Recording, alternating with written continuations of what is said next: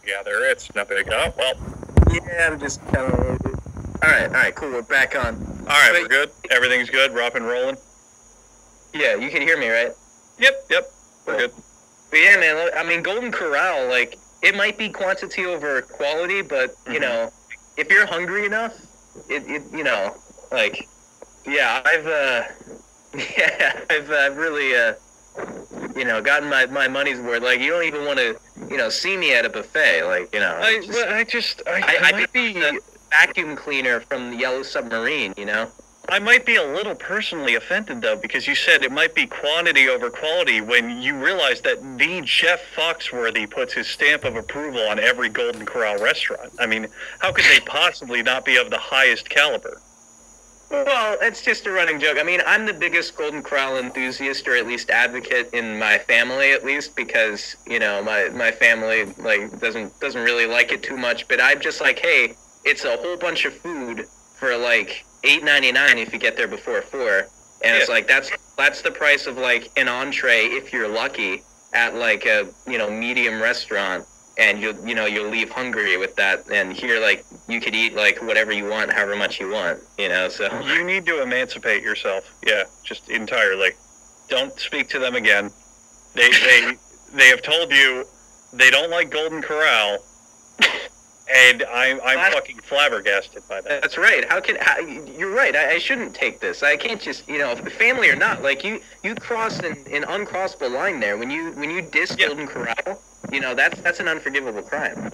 I'm not an expert in marriage, but I think you should divorce your parents. It's the only way.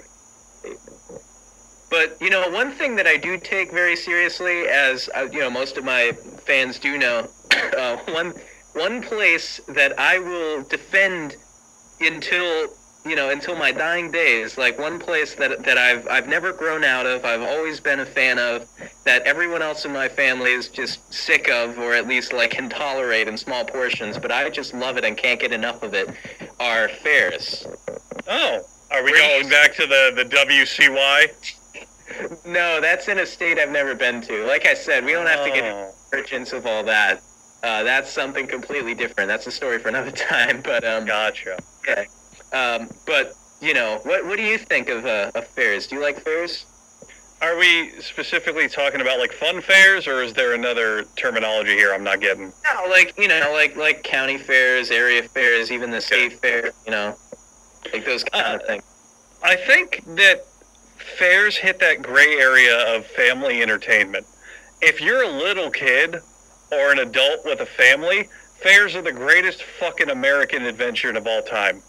But if you're in that window of like teenager to middle adult, it's like, whatever.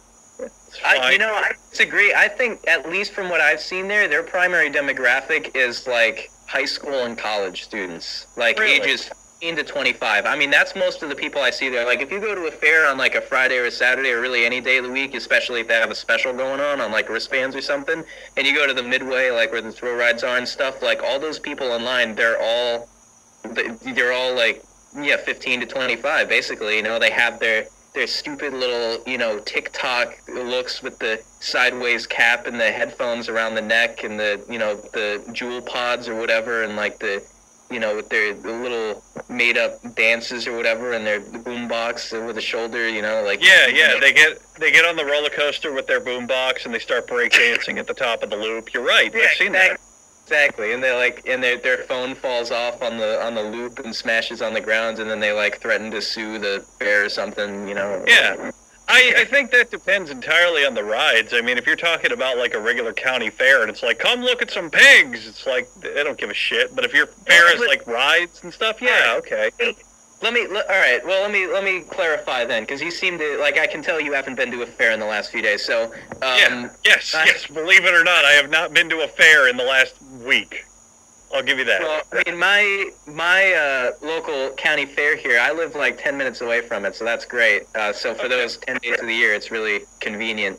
But it's out, like, it's pretty much the middle of nowhere. I live like right on the edge of like, the city or nowhere, and so the fair is really the only thing that would be that way. but you know, it markets itself at like, you know, the rednecks basically. Like what they advertise on their website, they have a stupid little slogan every year. It's like, you know, I'm trying to remember. It was like, I think one of them was blue jeans and country dreams, and another one was like red, white, and true blue or something like that. Like they're just like not even a little bit funny. You know, they're just like really lazy attempts at all that. And like it's marketed toward the rednecks. It's like the logo is like a, you know, cowboy hat with like the jeans and the boots and all that, with the name of the fair like in the body section. And then it's like what they advertise to their events is like the rodeo and the demolition derby and all that kind of stuff. But if you actually go to the fair, that's like 10% of the fair. That's in its little, you have the little, you know, redneck arena over there in the corner where all that stuff happens. And then the rest of the fair is like the throw rides and the food and the games. And they have a few buildings where it's like, you know, basically just for the seniors that go on free admission day to like, vote on the best art display from the elementary schools, you know, or like, here, check out this wood carving guy, you know, or this guy that follows you around playing the fiddle, you know, whatever.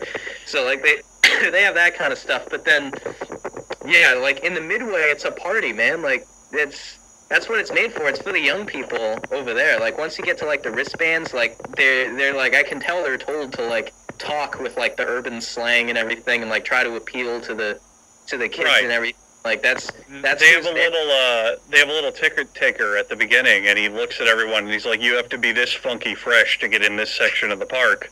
You have to be this lit to get on. Yeah, and at least 56 lit. Right, and they have to like prove their litness, like they have to floss, they have to say the word yeet and not look stupid doing it. Like, yeah, it makes total sense. You have to say words like low key and yeah. You have to prove that you've never had a job that paid more than $12 an hour. Like, not allowed to have a college degree. I don't know, what else do kids do? Oh, if you've ever driven a car, you're kicked right the fuck out. Yeah. Or at least, like, you can drive, you just can't have a license.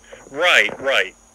Actually, if you've driven and you don't have a license, you're given free admission. They pass you right the fuck in, because that's the coolest thing you could ever do. Yeah, but if you gain your license to drive, you swap it out for your license to go to the fair, so, you know, it's shit. For lifetime as well, yeah. That one fair, even. You don't even get to use it at other fairs. It's just that one particular fair. They're going to die in there. They're going to grow old and die there. They can't do anything about it. Yeah, you have to be dropped off, you know? Yeah, but then you never need to be picked up. So I guess the parents benefit. It's a win-win. And the person dropping you off has to make sure that their car is vibrating with you know, the beats of mumble rap music. Right. It has to play the top Billboard #1 song, and if you look in the back passenger seat, someone has to be making a TikTok dance video to it. Otherwise, you're just not even allowed within 400 feet of the campgrounds. Yeah, campgrounds?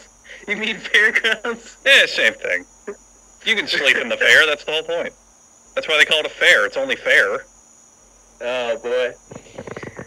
You would be the only one. Go ahead. I think it's age 15 to 25 for sure, like, regardless of what they're marketed towards. When you actually go there, like, especially after dark, like, during the day, there's, like, old people and families there and stuff, and some kids and stuff, but, like, after dark, it's all, because they're open to, like, 2 a.m., you know, and it's packed right up until they close. Like, they actually have to, like, shoo people away. Like, they have, like, 6 ATVs that they have, like, armed sheriffs in that, like, turn the lights off and, like, all right, let's go. If you're here more than 10 more minutes, you're trespassing, you know, whatever. And so, you know, so, like, at 2 a.m., like, on, like, a Wednesday night, like, that place is packed because they have specials every day, you know, and it gets wild. Mm-hmm. But I just love how, like, every fair is a little different, you know? Like, they each have their own aesthetic. Like, I live in Florida, too. That may surprise you, but, yeah, I live on the East Coast. Halfway between West Palm Beach and Melbourne. I know exactly where you are. Yeah. And so, like, close to, like, Route 70, basically. Okay. So now you know which county fair I was talking about, but, I can take a guess. Oh, you want me to? Yeah. Oh, fuck. Are you talking about the Broward County Fair? Not even close. Oh, fuck. That's the one I remember. Yes, I said halfway between West Palm Beach. I know, but that's the one I remember hearing about because they had those rad as fuck commercials. You ever see the commercial for the Broward County Fair? No, I didn't even know they still had that. I tried to go there. Oh my god, dude, they were the best. The commercials were nuts. See, that's what I love. I love when commercials for stuff are just like as like wacky and out there, like as zany as I can get. Like one place I want to see that is in like attorney commercials, like for lawyers and stuff, because those things are always so boring. It's the same thing. It's just some old guy or maybe middle-aged guy like in a suit, just like talking like as monotone as possible, like basically talking like a professor. You know, just explaining like, you know, if you've been injured, if you are in need of some sort of legal assistance, then call, you know, I don't want to name drop any, but, you know, just call me. I'm there to help you out 24/7. And it's like, it's so boring because, like, why do I want to trust you? You know, the judge is just going to fall asleep listening to what you have to say. You know, if I was an attorney, I'd be like, hey there, you know, you need a, you know, whatever. You know, it just turns into Better Call Saul at that point, you know? Like, I've pretty much made a personal credence that if your commercial doesn't tell a story, I don't want anything to do with your business. So you can have like a professional commercial where it's like, oh, fucking Geico, haha, look at our skits. Or you can have a low budget shit fest where it's like the fucking I love refrigerators guy, where they just have this wacky shit. But then you have that middle ground commercial where it's like it's a local business or low budget, but the commercial is just, hi, I'm Paul Aitkins, and I've been eating pizza for 50 years. That's why you should come eat my fucking pizza. It's the best. Trust me. It's like, I don't give a fuck what you think, Paul Aitkins. Get your shitty pizza out of here. Well, yeah, I mean, you know, I think that it's just commercials lack originality, you know, like they're all just, they're too focused on selling you the product. They're like, wait, did we make sure we featured the logo in that last frame? We'll get it in there, you know, do whatever. Like, did we get enough celebrity endorsements for this month? Like, you know, I think they're too focused on that and not enough on just like preventing the viewers from changing the channel. Like, it's like those commercials on YouTube where, like, you can skip this in 5 seconds, so they make sure the first 5 seconds, like, grab you right there. Wait, before you skip this ad, let me tell you how I made my millions. Here, I'm going to give you a tour of my mansion and show you my gym and, you know, like, whatever. And it's like, then you don't click away because, you know, like, you want to see what's going on, you know? Yeah. And so, like, sometimes they'll have, like, soda commercials that kind of come close to that, where it's like, I don't know. I used to watch TV, so I know like a lot of this kind of stuff. But yeah, man. Like I just think like wacky commercials. We got to bring them back, or at least like the self-aware ones. There's a fine line on that though. Like I think the Jake from State Farm commercial. I think that's okay. Like, you know, okay. It's not like, you know, a 10 out of 10 or anything, but it's a step in the right direction from the attorney commercials or the car commercials or the medicine commercials that drag on for 3 minutes, 2 of which are just explaining the side effects. You know, like, it's, you know. The problem is that commercials are a dead art. I mean, the Super Bowl, for example, the Super Bowl used to be the holy grail of commercials. It was like, oh, these commercials are great, funny, and interesting. But you've seen what they've done with it. Every single Super Bowl commercial now is, I'm a celebrity, and I use this product. I'm a celebrity, and I'm doing this. And I think the thing with that specifically is that since the Super Bowl is such a, like, tough venue to get into and it's so expensive, like, they just want to make sure, like, all right, this is our one shot at the big time. Everybody's watching this. It's all eyes on us. We got to make sure people know our product, you know. And you think, like, oh, well, that would mean they go all out and make their most elaborate commercial and everything. Not necessarily. I just think, like, they kind of crack under pressure and are just, like, I don't know, just have, like, a person people like, you say the name of our product or whatever, and, like, you know, that there we go. We don't have to overthink it. Like, hey, just the Super Bowl's tomorrow night. We need to come up with the commercial, you know. They just want a safe return on their investment. It's like, look, we could hire all these writers and get this budget and these special effects and make this super cool commercial for this security system involving this plot and all this stuff. Or we could get Jason Momoa, a.k.a. Aquaman, to sit down and go, I use it. Now you use it, you motherfucker. And the money pours in anyway, so who cares? Yeah, I wish they talked like that, man. One of my ideas was to open a restaurant. I have two restaurant-related ideas, but the more topical one right now is a restaurant where it's like it's all profanity, and like every single menu item is just the most obscene, like AVGN style. Just that's like actually a thing. Stuff like that, and that's a thing. The servers have to like insult you and come up with that's a thing. There's a restaurant. I forgot what it's called. I think it's in New York, but when you walk in, they give you a brown like paper bag, and they write your order on it, and then I'm probably misremembering it exactly, but I know that when they're done with it, they insult you and put it on your head, so everyone else in the restaurant can see your insult, but you can't. So it's headbands. Yeah. That's mild compared to what I'm proposing. I don't think anyone's gone to the extremes that I'm talking about, where like the titles and the descriptions of all the meals are just like the most vile. Like it's like an accurate thing, but it's like laced with, all these things. Like, I'd be a bit worried though if I went to a restaurant and it was like, let me have the Diarrhea Express. Tickling. Yeah, like the scrotum scratching, testicle tickling, whatever. I don't think people would be too keen on eating at that restaurant. I don't know. But it's edgy though, so people will go there just to check it out. That's the point. Like any publicity is good publicity. That's how good restaurants thrive. They get customers one time and then never again. Well, I mean, there's 7 billion people though. People will come from all over the world to experience this, and if food is actually good, then they'll probably come back. Exactly. Lu Xiaobang, a random Chinese citizen in Beijing, he's gonna go. That edgy American restaurant, I have to eat there, and he'll fly over and he'll give you the money, and he'll never want to eat there again. But hey, you got his market. Well, he probably wouldn't understand any of the insults because he just knows like bare bones English. So your menu's got to be multilingual then. You got to translate it to like every major language. It's just like 500 pages long, and it's just like they give you this menu for your specific language, and it's like slightly different. Like they'll have more like culturally relevant translations. Exactly. Yeah. Like, you could call someone a goat fucker in English, but say in, like, Taiwanese, it doesn't mean anything, so you gotta translate it to be whatever they want. Perfect. Yeah, localize your cuisine. You'll make billions. But, yeah, because this was back when I had the idea to open, like, an amusement park, and this was gonna be a whole land. Like, the rides, there'd be, like a haunted house kind of ride or something where, like, there's people in costumes that jump out of you, that, like, jump out at you. And just shout like some like a vulgar insult like that they make up on the spot, and everyone's different, and like they like throw stuff over your vehicle and stuff like that, and like and that's it. It's just like you're just berated for like 10 minutes, and that's the whole ride. Well, that's just the internet. You can get that for free. I guess, but not in an amusement. See, a funny idea. I had a similar idea on a restaurant that I've been telling people as of late. I want a restaurant where you eat everything with your hands.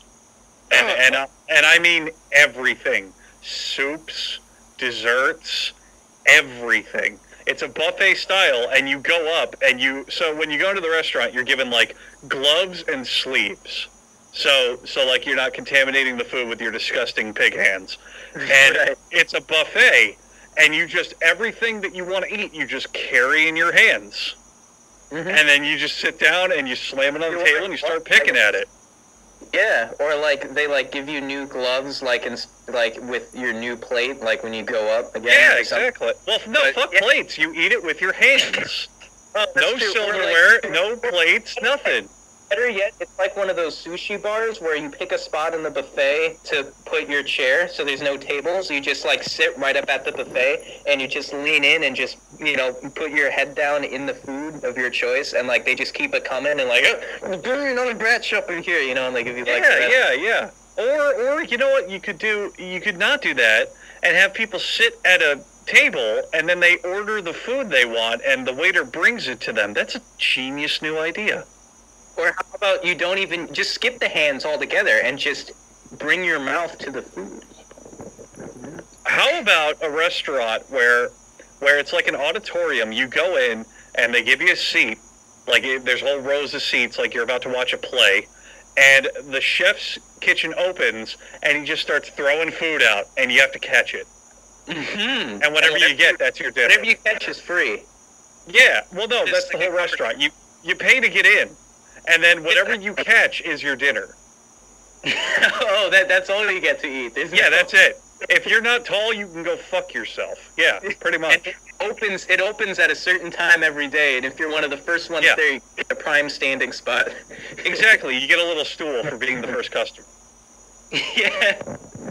And it'd be like Black Friday in there every day, man, I'm telling you. But you came so close to plagiarizing another idea that I had for a restaurant there. My second idea, which is much older, predates the other one, is a restaurant where everything's edible except like the tables and the chairs. Like there's like a tablecloth, like there's different sections of the restaurants with different flavored tablecloths, and that's like the appetizer. So like if you have, and like it's scaled the size, like for a party of two, it's smaller. For a 4-seater, it's bigger. A 6-seater, so it's like scaled the size, and it's like an appetizer. And so it's like a flavor, like, oh, I'd like the blue raspberry section, and you go and you get to the tablecloth, and like the plates are edible, and like the glasses are edible. But here's the catch, and like the silverware and everything, but you can't get refills of anything.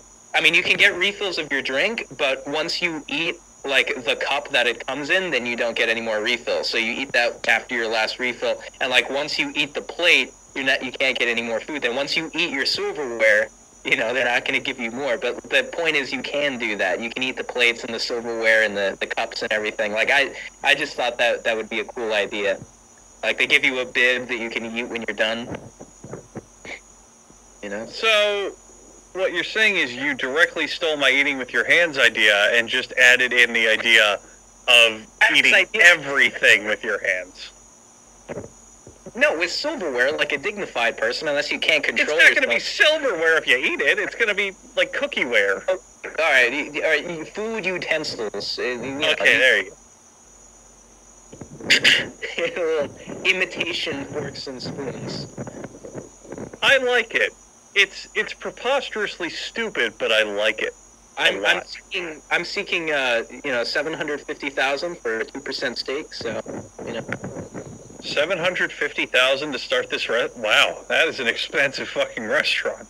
Well, shit. You have to think of how much materials are going to cost. I mean, if the customers are going to eat everything, like, you have to buy new plates for every time, and a new tablecloth, and new silverware, and new cups, and everything. It's like. So your overhead's just absurdly expensive. Yeah, it'd be like $100 a person, like, for the, like, it's for the wealthy. Make no mistake about it. It's the Burns restaurant of, a subtle drop. I see. I got that reference. Don't worry.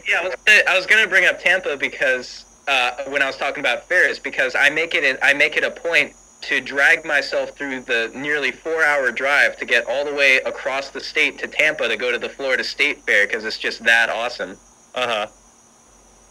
But yeah, so it's like a day trip, It's like, because I'm like 2 to 2.5 hours away from Orlando, so okay.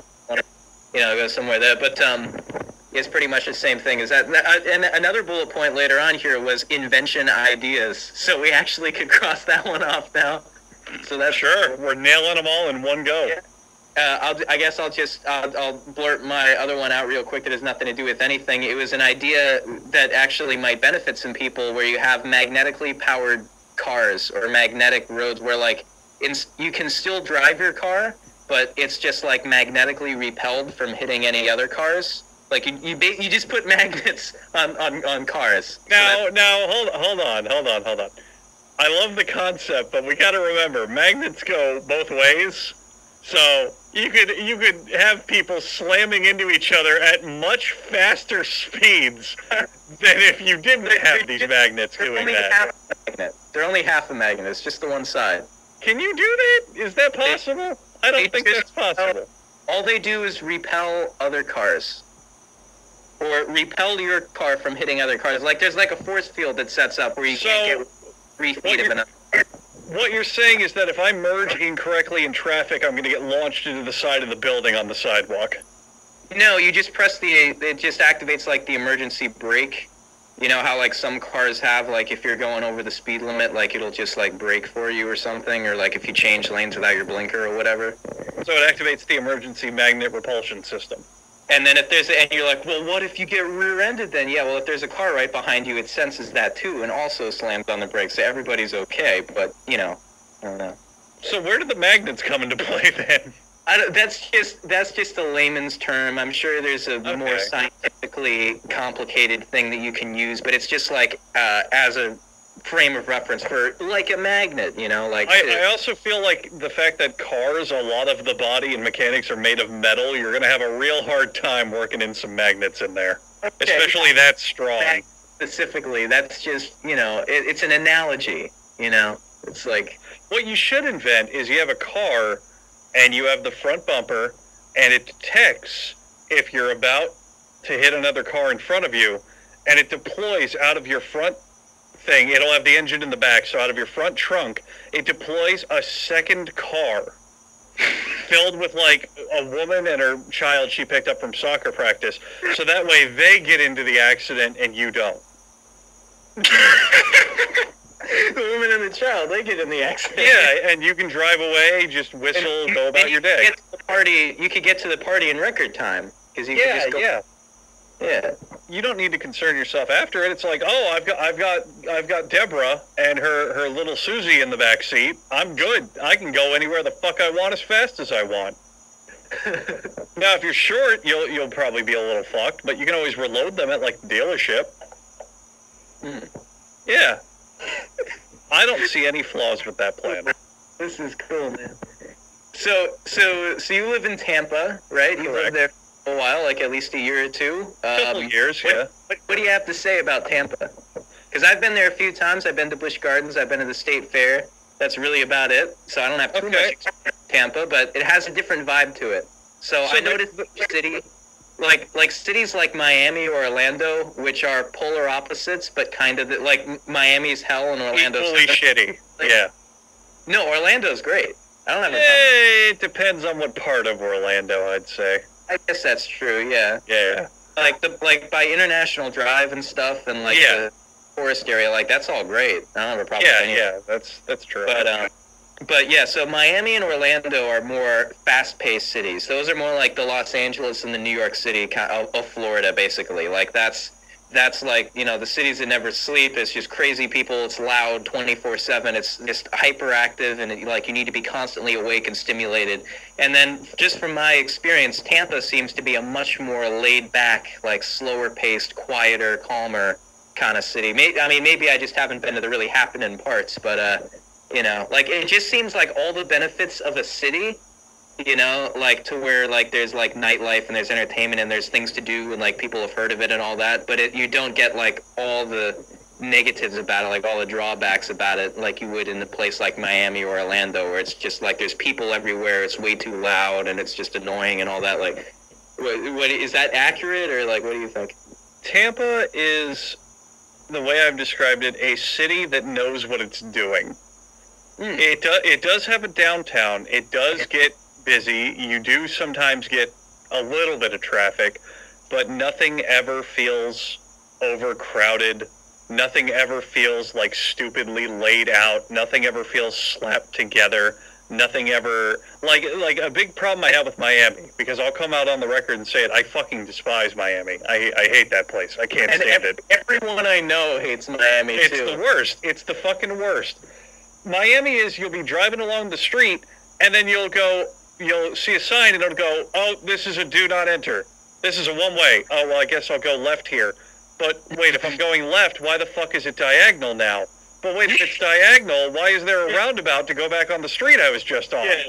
Well, piggybacking off that, there's three things I have to say about Miami. Well, a fourth bonus one. The only people that like Miami are people that have never been to Miami. I would say the only people who like Miami are also the people who only know Miami. They live there and they don't venture outside of it. That's true, I guess. Yeah. But I have three things to say about Miami. First of all, well, I guess I'll get the controversial one out of the way first. I don't mean to sound like racist or anything, but it's like I once had, and You racist! Oh God, Jesus! I know. What the fuck? Yeah, I know. Well, we all have our vices. You have the Nazis and whatever, and I have this. So listen. Hold on a minute. So I once went to a well-known fast food restaurant, Panera Bread. I went to a Panera Bread in Miami, which, that's not like a local place. Like, I could see if it was just like a big chain. Yeah, like it's well-known. I went to a Panera Bread in Miami, and they had to bring the manager out to take my order in English because they couldn't understand what I was trying to order in English. And it wasn't a complicated order. I was just asking for, I was just ordering items off the menu. And I'm just curious, like, the employees don't even recognize the sound of their own menu items being ordered, Like, that's a problem. And it's like, that's 2 hours away from where I live, and it's like 100% only English-speaking people here, So it's like, on the whole Treasure Coast. So it's a world of difference. It's like I'm not even in the United States anymore, and it's like so they had to bring the manager out who spoke some English.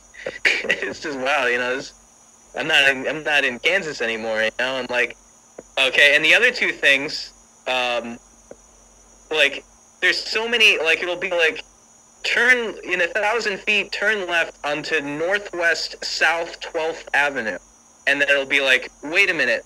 Was that it? No. That was Southeast West 12th Terrace. Like you gotta, and like they're all the same thing. And it's like, I mean, come on, there's more numbers. Like you can count higher than 50. You can just keep going, or better yet, give them other names so you can distinguish them.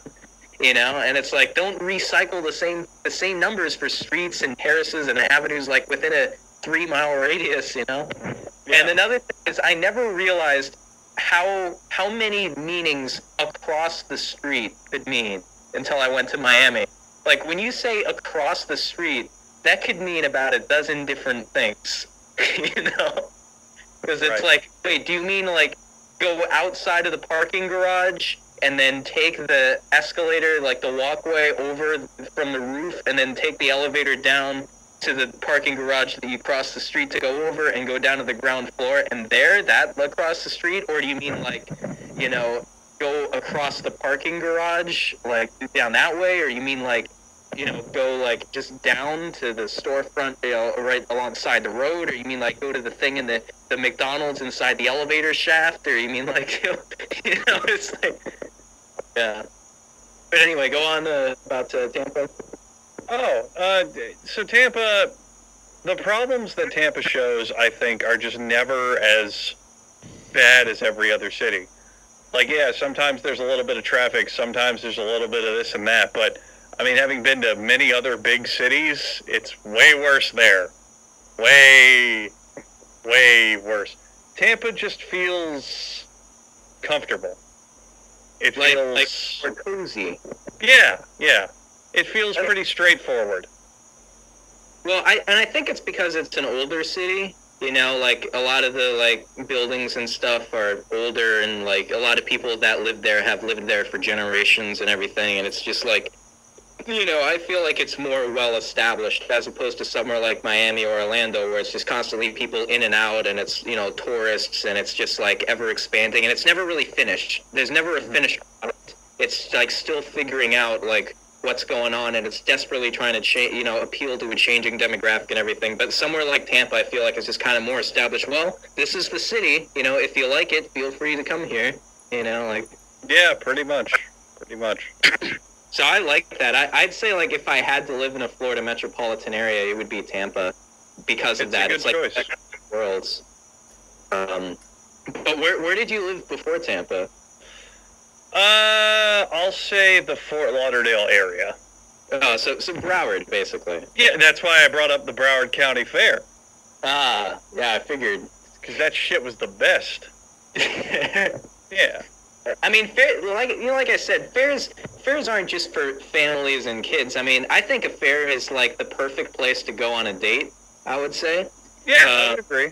Or like an amusement park, or like something in like somewhere with like rides and food and all that kind of stuff. Like I think the whole like just like dinner, like, yeah, we could go to Taco Bell, or we can go to the Or county. you can go fuck yourself because we're getting Taco Bell. Shit's the bomb. See, I actually stand up for Taco Bell because it's good. It's fine. I think it's rated. I don't understand why everybody just dumps on it perpetually. I'll admit it. Someone of my stature, of my status, and everything on the internet, I eat at Taco Bell. I have eaten at Taco Bell recently. All right, well, I gotta get going. Oh God, I can't believe you said that live on air. Really? I'm sorry. Yeah, people are gonna clip that soundbite and use it in my presidential campaign or something. I don't know. Yeah, you're gonna be like Obama, where they caught him smoking weed after he became president. They're gonna be like, this motherfucker, President Vinegar, I don't remember, is a goddamn Taco Bell lover, which really sounds racist when you think about it. Well, yeah, because most of the word vinegar is something you don't want to be taught saying, which is something I just found out recently. If you just take the first syllable away, you're in deep water there. Now, what would that sound like, just so I know? Yeah, I'm not falling for this one. This happened one time on the internet where I actually fell for that one time. Luckily, no one was recording it. But I fell for that one time when someone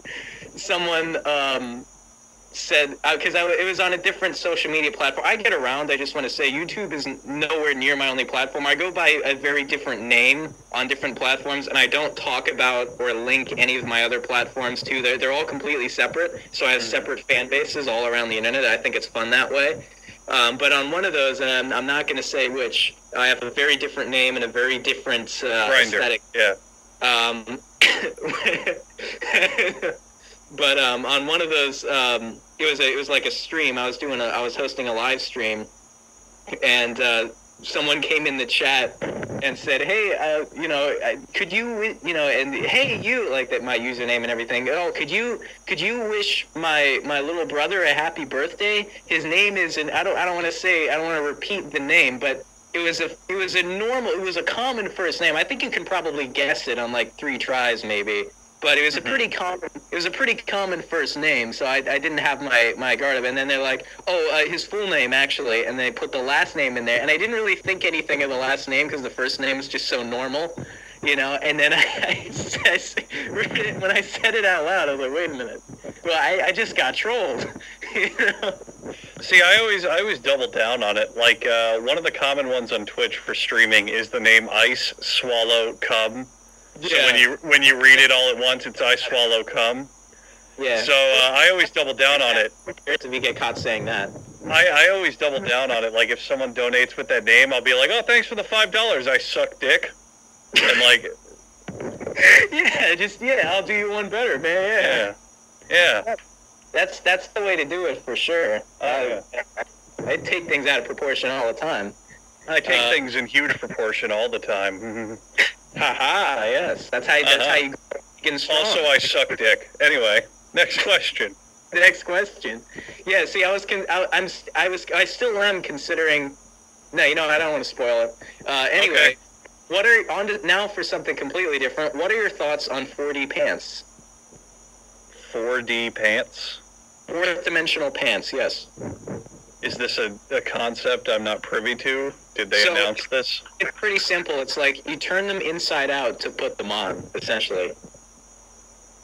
So there's a company here called Fourth Dimensional Apparel that happens to make pants. So I think you're encroaching on their brand, young man.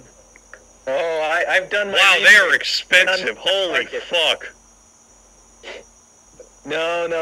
Those are only 3 2/3 dimensional pants. Nah. These are $170 for some 4D pants, my friend.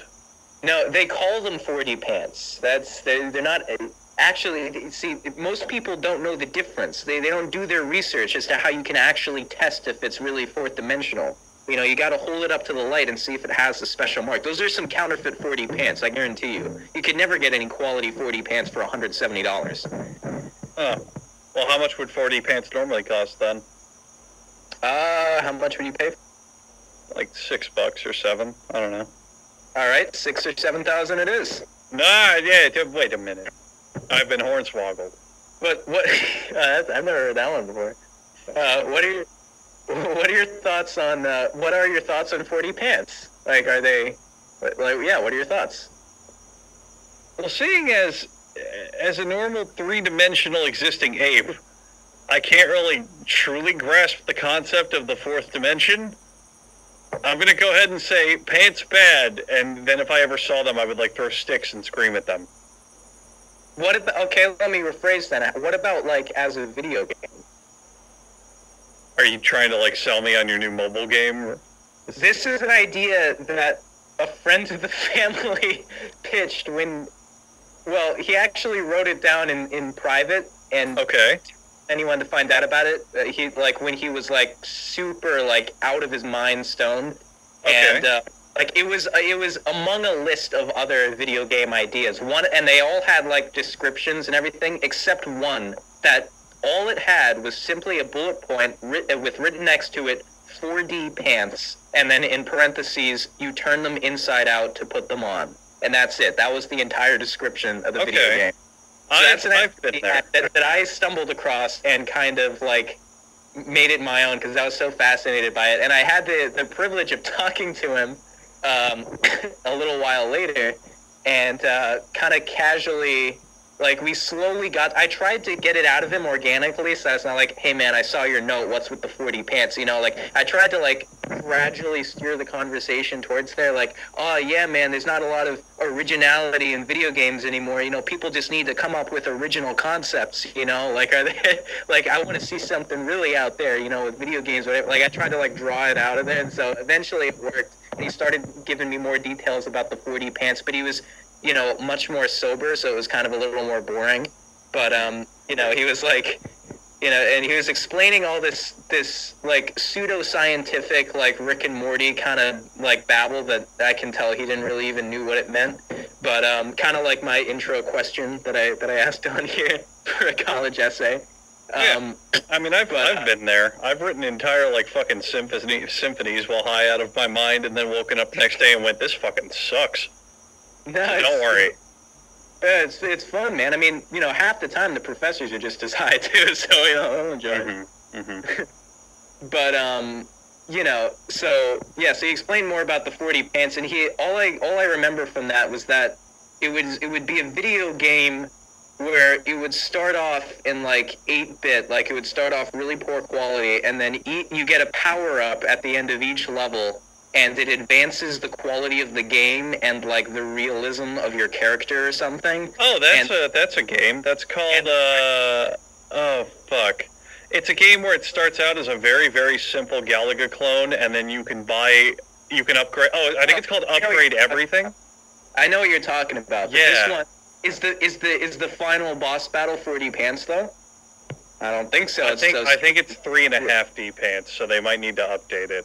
Yeah, see, get that one up there. But yeah, so the final item is 40 pants, and you put them on. And I think there was an edition where like you can buy the accessory that's like a chute that you can attach to it that actually gives you like real life physical 40 pants, and then the game switches to virtual reality. And so you're wearing the 40 pants, and you become the character, and it's like augmented reality, so it like turns your room into the level or something, and it got pretty weird. But The final level of the game is they just mail you a pair of pants, and you can just wear them. They're very nice. Yeah. Oh, that reminds me. I don't know why, but it reminds me of a game that I made, that I coined when I was like 10 or 11 years old. That was a parody of Simon Says. It was called Satan Says. Oh, and no. Always the first thing that it would be every time, the first command would be, Satan says kill yourself. Did anyone ever win? Well, I'm not at liberty to divulge that information, but you know, let's just say that was only the beginning. As made famous by the Revenge of the Mummy ride in the Universal Studios Florida, death is only the beginning. You know, it's all about that next drop and 2 extra curves that happen after that. Right, right. You know, but yeah, I don't know why we got started on that, but yeah, so I just like to simplify it and just, you know, ask people about 4D pants, and I get different responses, from each guest. Some of them just are not having it, and I'll just be like, all right, when are you going to ask me a real question, all right? What, it's like, those things are entertaining too. I upload those, well, 4D is a real 4D pants is a real question. I don't get what the problem is. Yeah. Well, I mean, 4D isn't even that complex, because, like, I've been to the 9th dimension. I defeated the evil monkey man in the 9th dimension. I mean, like, you've been, like, a 7th dimension, like, one thing I commonly say on one of my other platforms is that if you subscribe to my YouTube channel, you'll become an immortal jellyfish and ascend to the 7th dimension to have your tentacles perpetually tickled by both the Reptilian King and the ghost of Dave Thomas at the same time. I knew it was you. Yeah, so it's like that, that really sums it all up right there. 4D pants, like, that's just a drop in the bucket, Right, of course. All right, let's see. Oh, okay, here's a good one. What kind of, do you have, so music, let's talk about music, because I'm a big music artist. I'm an up-and-coming musician myself. I have a fraction of my stuff on YouTube, but I'm worried about it getting, like, plagiarized or something, so I don't put most of it up there. But, I am on a few other platforms and stuff like that. I'm kind of well-known locally, but, but I'm mostly a music enthusiast. Like, on my channel, there's a playlist called Music I Approve Of, and it's over 1,000 songs, and it's pretty diverse. It's got, like, pretty much every single genre and subgenre that I listen to, but it's about 70% rock and metal, because that's my genre of choice, mostly, like, metal and stuff. I wrote it down somewhere, an idea that I had in one of my more creative days. I like music that, let's see if I can remember it, sounds like fireworks, looks like, what was it? Geez, I think it's actually in here on the last page. What? Definitely not that page. Okay, well, I don't want to spend this whole thing looking for it, but sounds like fireworks, looks, yeah, it's definitely not that one. Okay, sounds like fireworks, looks like a roller coaster, looks like a laser show, feels like a roller coaster, let's see, I think it's tastes like shapes and colors, smells like, I forget what that means, but yeah, the point is, I guess that's the most important two are sounds like fireworks and feels like a roller coaster. So I just like high energy music for the most part, or I could get into some lo-fi stuff too. There's just some of that on there, but I'm just not really one of those people, that just go around listening to, like, lo-fi hip-hop beats or, like, that kind of, like, indie, like, underground, but not really, because it has 150 million views, but, like, so, like, all that kind of stuff. I'm not really into a lot of that, but really just anything with passion in it. But I was just wondering if you could recommend some music, like, for example, what are your top 5 favorite bands of all time? All right, so my top 5 favorite bands of all time are as follows. Number 1, Devin Townsend. Ooh, Number 2, good choice. Number 2, the Devin Townsend Project. Number 3, the Devin Townsend Band. Number 4, Strapping Young Lad, which is a metal band frontmanned by Devin Townsend. I know. And number 5, miscellaneous Devin Townsend projects. Come on. The man is my musical idol. I cannot sing his praises high enough or listen to his music enough. Spirits Will Collide is like one of my anthems. Like, I'll put that on when I take a cold shower and just like blast it in the speakers, because that's one thing that's to metal music when I'm like working out or taking a cold shower, because it gets me psyched up for it, and like that's like that's not my actual top 5. Devin Townsend's just my number 1, and I could sing the praises and high hills of him from here to the end of the earth. I'm a big fan of They Might Be Giants. I like them a lot. Sounds like more something I'd find on the Critical playlist. They Might Be Giants is like nerd rock and like tons of... Okay, let me put it this way. You ever watch Tiny Toons? Yes. Their music was on there constantly. Do you remember the Courage the Cowardly Dog music video?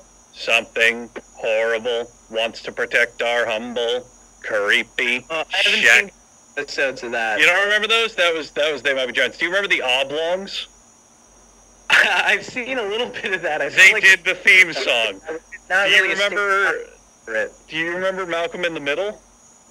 No, I never watched that. Fuck, they did the theme song.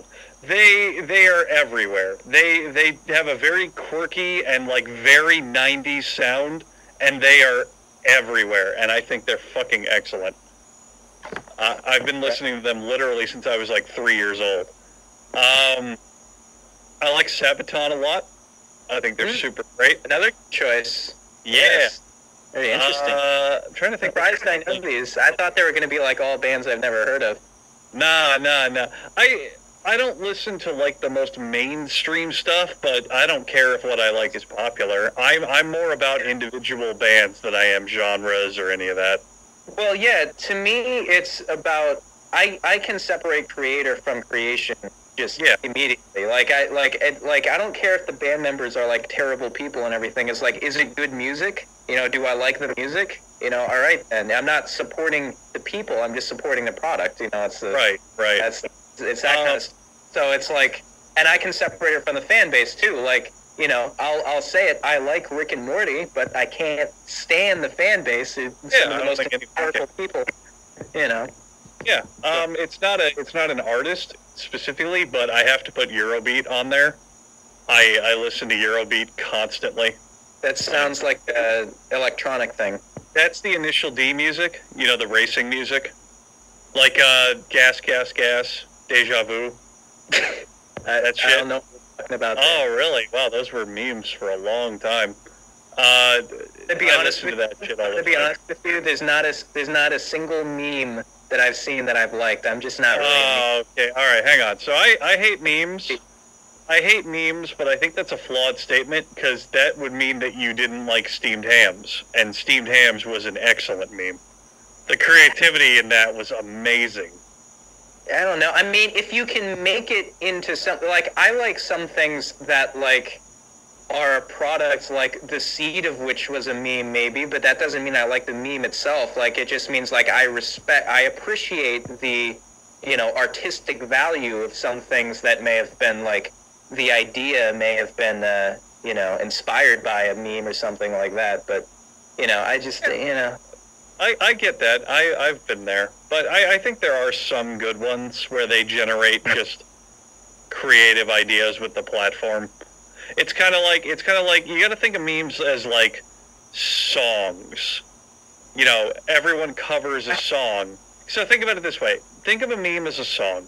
Say that it is Let It Be by the Beatles. There's going to be thousands of covers of that song. Not every one of them is going to be good. The majority of them are going to be bad compared to the original. But there's going to be some that do something interesting or new or creative that, as an original song may not be as interesting because you don't have a reference to bounce it off of. You know what I'm saying? Yeah. I can understand that. Yeah. And I think a lot of it is just kind of bland and just not. Yes, that is like, factually accurate. Yeah. Like a lot of low-hanging fruit. No, I agree with you. Look, 99.9% of memes, I hate them and I don't care. But I don't think that every one of them is terrible because I think some of them, the platform in which they're expressed. I'll give you another great example.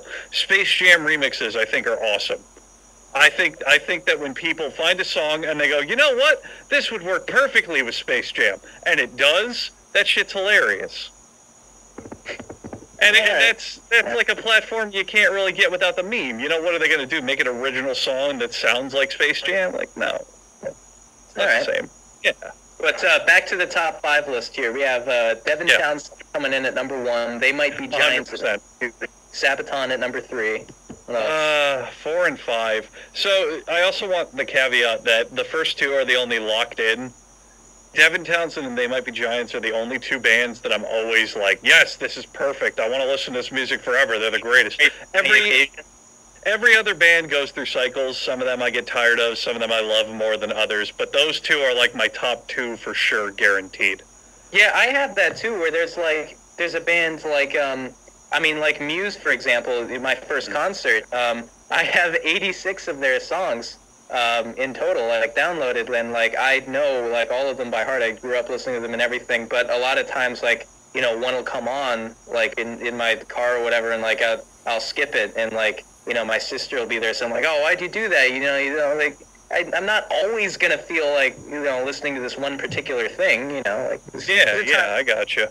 But when it's good, it's really good, you know. Yeah. To round out that top 5, I'm trying to think what I'm really getting into lately. I've just been listening. I listen to garbage. Music taste is such an interesting question because I'm so proud of this fact. I listen to trash and stupid shit more than regular music. Some of my favorite genres include North Korean propaganda music, Hey, talk about that podcast. forgotten anime intros to shows that people don't even remember exist, musical interludes in 90s cartoons.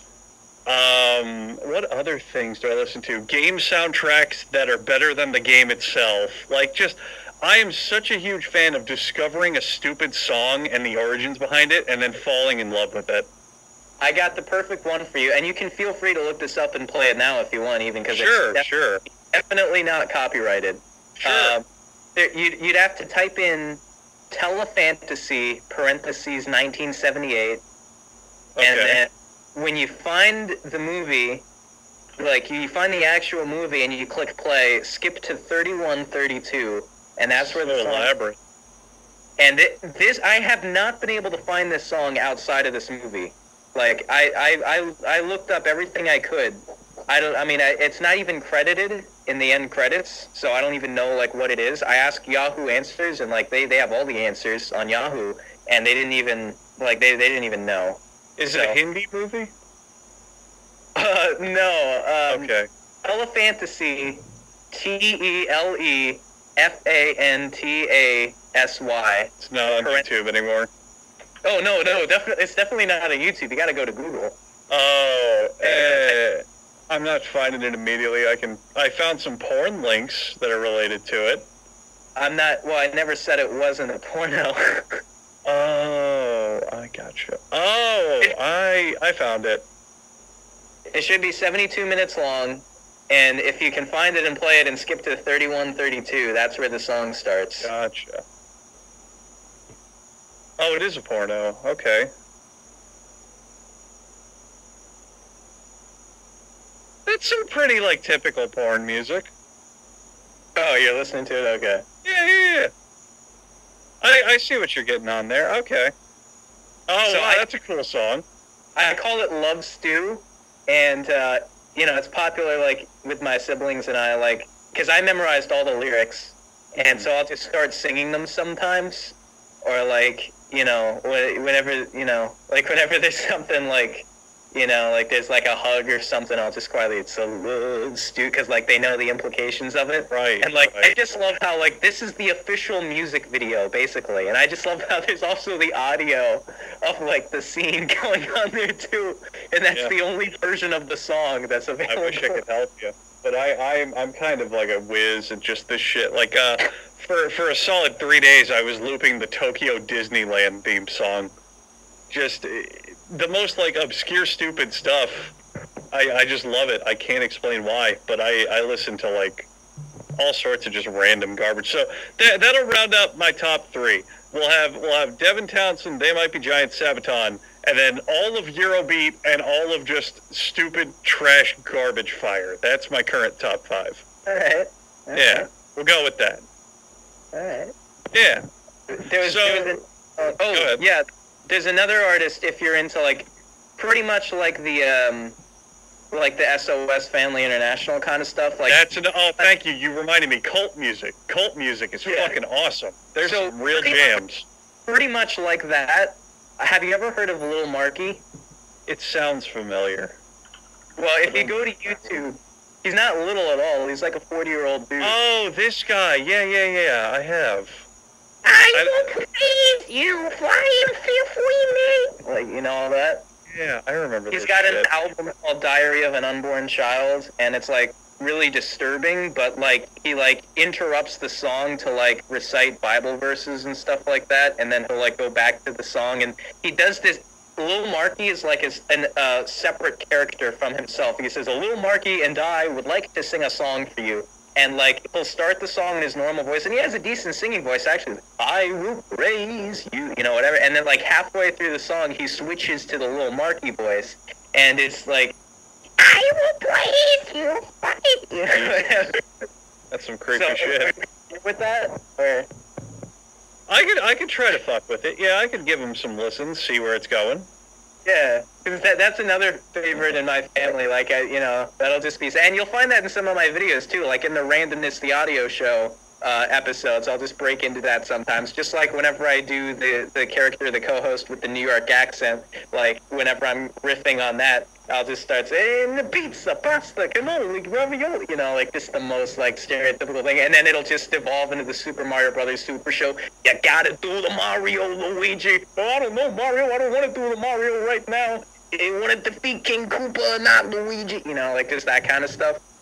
But but yeah, I forget where I was going with that. I kind of derail myself sometimes. But yeah. So basically, what other musical suggestions do you have for me as someone like for something that's creative, like very creative and very unique?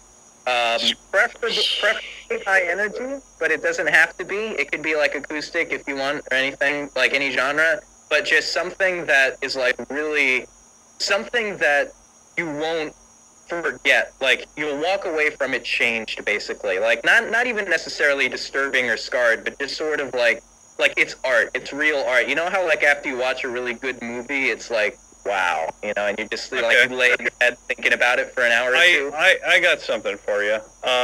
Japanese IndyCar racing music. Let me find the album. That's what I've been jamming out to lately. It's real good. It's called like, I don't know, Japan presents fucking IndyCar on the track. Race Day, Formula One, Fuckfest. There it is. All right, I'll pass you the YouTube. I'll pass you the YouTube link for your convenience. So this is what I've been jamming out. I've been listening to this full album for like, I don't know, 2 weeks now because it's a fucking grand slam. It's a band called T-Square, which is a pretty popular Japanese alt jazz band. And they put together a whole album explicitly of music that's to be played during Formula One racing championships.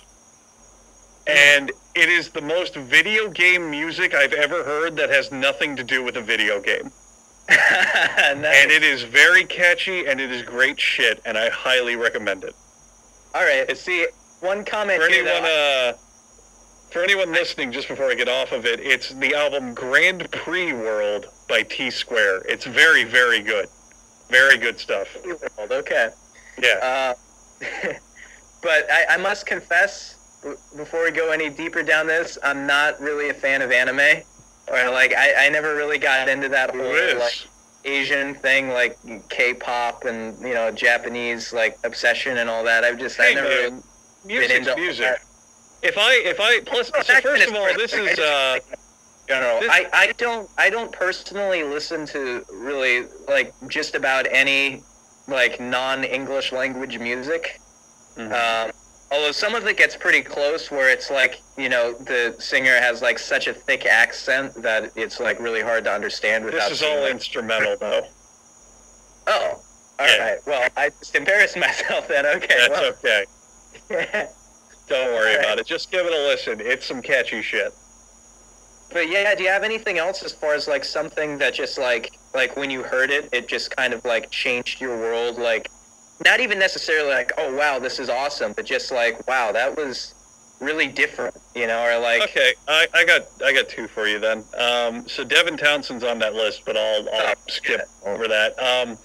How much do you like progressive music, like long, overarching songs? My favorite. Have you ever heard of Between the Buried and Me? I do, and I'm only iffy on them. I'm like, they're all right. All right. Well, I like, and a lot of post-hardcore, like The Fall of Troy, for example, is one of my favorite. Okay. But you know, I like, yeah, my favorite genre, I'll say, is cinematic sci-fi progressive metal. Okay. Because there's not a lot of sci-fi in music, and I think that needs to change, because there's a lot of sci-fi movies, sci-fi books, sci-fi video games, but not a lot of sci-fi music. But when you do find it, it's a real gem. There's a sci-fi rapper that I can shout out called Dr. Octagon, who's awesome. Sure. You know, in terms of like rock music, you know, there's not really a lot of that. But yeah, do you have any names? So you went on your whole racist rant earlier, and I was going to recommend a Japanese thing that does that, but I guess I'll skip over that. There's a good example of that. There is a big whole production album called Time by the band Winter Sun, and I would highly, highly recommend that. It is a big, overarching sort of medieval fantasy thing that just goes all sorts of places. It's only 5 songs, but each song is like 10 minutes, and it's really good. So it's sort of like a Mechina then. In a way. That was one where when it was finished, I listened to it again immediately right after because I just loved it so much. Nice, yeah. But so if you can destroy your hatred for the Japanese for a minute and maybe I don't know move out of post World War II America, my favorite one that does that of all time ever is a song called Art of Life by X Japan. It is a 29-minute long song. It's a full album, and that's the only song on it. And it is, to me, one of the most beautiful and amazing songs ever written.